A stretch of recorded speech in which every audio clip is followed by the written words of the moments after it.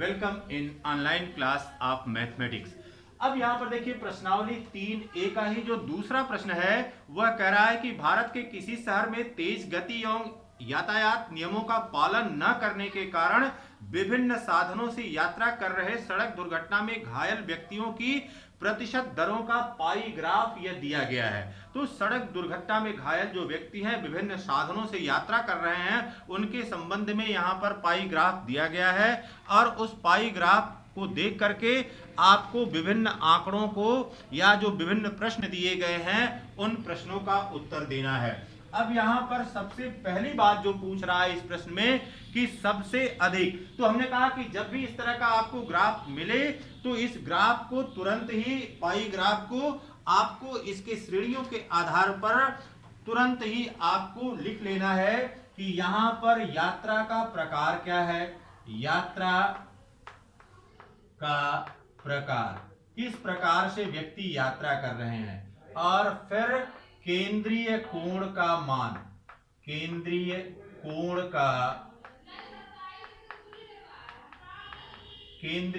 का मान।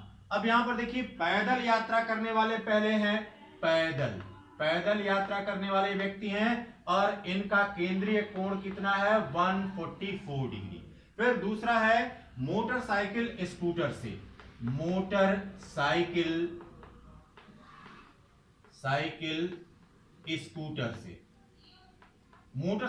स्कूटर से कितने लोग यात्रा कर रहे थे उसका जो है अंशीय मान दिया गया है, यहां पर दे रहा है यह 90 अंश के बराबर है। फिर इसके पश्चात दे रहा है साइकिल से यात्रा करने वाले, साइकिल से यात्रा करने वालों का केंद्रीय कोण कितने के बराबर है, यह 36 अंश के बराबर है। फिर बस से यात्रा करने वाले जो लोग हैं उनका केंद्रीय कोण यह 54 डिग्री के बराबर है। अब कार से यात्रा करने वाले इनका केंद्रीय कोण 36 अंश के बराबर है। तो यहां पर इस आंकड़े को आपने बना लिया। अब इसको देख करके तुरंत जो भी इसमें सूचनाएं निहित हैं उन सूचनाओं को आप तुरंत ही देख करके बता पाएंगे, अन्यथा की दशा में आप इससे संबंधित जो भी प्रश्न हैं उन प्रश्नों का उत्तर अच्छी प्रकार से नहीं दे पाएंगे। अब इसमें जो पहला प्रश्न पूछ रहा है वह कह रहा है कि सबसे अधिक घायल होने वाले व्यक्ति किस प्रकार से यात्रा कर रहे थे। तो पहला सबसे अधिक घायल होने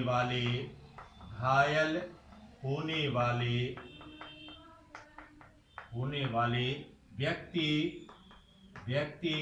किस प्रकार यात्रा कर रहे थे। अब यहां पर देखिए अभी आंकड़ा जो बनाया हुआ था उस आंकड़े को देख करके आप तुरंत लिख सकते हैं इसका उत्तर कि यहां पर केंद्रीय कोण पैदल वालों का सबसे अधिक है। तो पैदल यात्री सबसे अधिक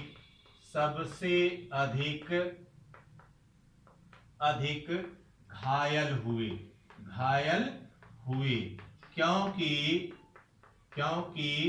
इसका केंद्रीय कोण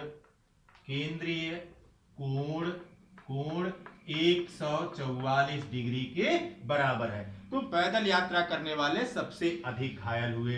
अब जो दूसरा प्रश्न इसमें पूछ रहा है वह कह रहा है कि साइकिल से यात्रा करने वाले कितने प्रतिशत व्यक्ति घायल हुए। तो साइकिल से यात्रा करने वाले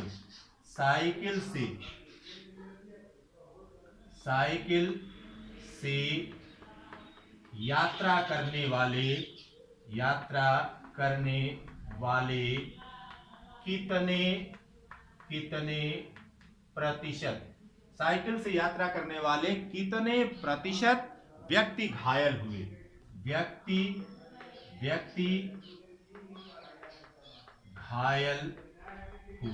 तो अब यहां पर हमको देखना है कि जो साइकिल से यात्रा कर रहे थे उनका केंद्रीय कोण कितना है।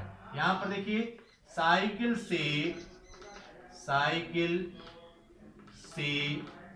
यात्रा यात्रा करने वालों का केंद्रीय कोण यह बराबर दिया गया है। साइकिल से यात्रा करने वालों का केंद्रीय कोण कितना है? 36 अंश के बराबर है। और इस वृत्त पर कुल कितना कोण होता है? 360 अंश के बराबर होता है। इसलिए प्रतिशत मान यह बराबर हो जाएगा 36 अंश बटे 360 अंश गुणे 100। ठीक, और आप जब इसको काट देंगे तो यह आ जाएगा 10%। तो साइकिल से यात्रा करने वाले कितने प्रतिशत व्यक्ति घायल हुए? यह 10%। यहां पर देखिए 36 एकम 36 और 36 दहा में हो गया और 10 एकम 10 यहां पर कट गया और यह 10% आ गया। तो ये समझ में आया आपको कि कितने प्रतिशत जो साइकिल से यात्रा कर रहे थे व्यक्ति वह घायल हुए। अब अगला है भाग इसका तीसरा, कह रहा है कि मोटरसाइकिल से यात्रा करने वाले कितने प्रतिशत मोटरसाइकिल से यात्रा करने वाले कितने प्रतिशत मोटरसाइकिल से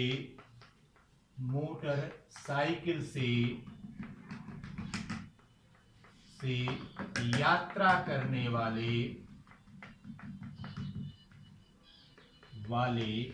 कितने प्रतिशत व्यक्ति घायल हुए। तो अब यहां पर देखिए कि मोटरसाइकिल या स्कूटर से जो लोग यात्रा कर रहे थे उसमें जो केंद्रीय कोण बन रहा है वह कितने के बराबर है? तो मोटरसाइकिल से यात्रा करने वालों का केंद्रीय कोण यह बराबर दिया गया है 90 डिग्री। ठीक, यह 90 डिग्री के बराबर है। अब इसलिए प्रतिशत मान यह बराबर हो जाएगा 90 अंश बटे 360 अंश गुणे 100। 90 अंश बटे 360 बटे, क्योंकि प्रतिशत का मतलब होता है कि कितना हमने प्राप्त किया या कितना हमने जो है लॉस किया और कुल कितना था। तो 90 डिग्री बन रहा है। वह मोटरसाइकिल से यात्रा करने वाले जो लोग हैं वो घायल हो रहे हैं और कुल कोण 360 अंश का है। तो यह बराबर हो गया 25% लोग ऐसे हैं जो मोटरसाइकिल से यात्रा कर रहे हैं और घायल हो रहे हैं। फिर अब इसमें चौथा भाग है, कह रहा है कि पैदल व कार यात्रियों के घायल होने का प्रतिशत कितना है? तो पैदल व कार, चौथे में कह रहा है पैदल व कार यात्रियों के घायल होने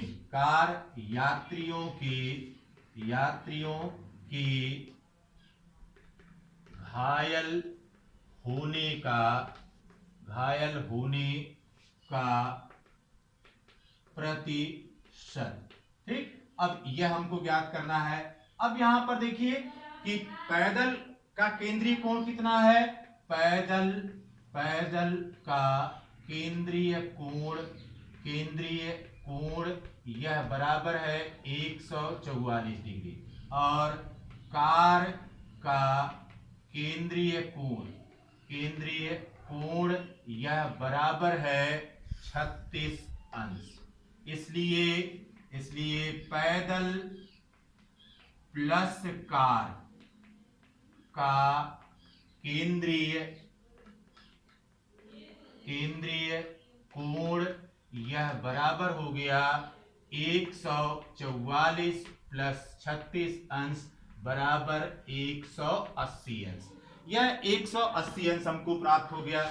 अब इसको प्रतिशत में बदल लिया जाए कि कितने प्रतिशत लोग हैं। तो अब जब इसको प्रतिशत में बदला जाएगा, इसलिए प्रतिशत मान यह बराबर हो जाएगा 180 अंश बटे 360 अंश गुणे 100।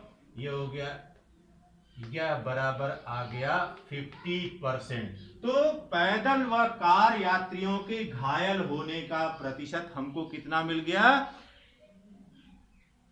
पैदल व कार यात्रियों के घायल होने का प्रतिशत हमको 50% मिल गया। अब आगे करा, विभिन्न यात्रा साधनों से यात्रा करने वाले और घायल होने वाले यात्रियों का, विभिन्न यात्रा साधनों से घायल होने वाले व्यक्तियों की कुल प्रतिशतता। तो विभिन्न यात्रा साधन, विभिन्न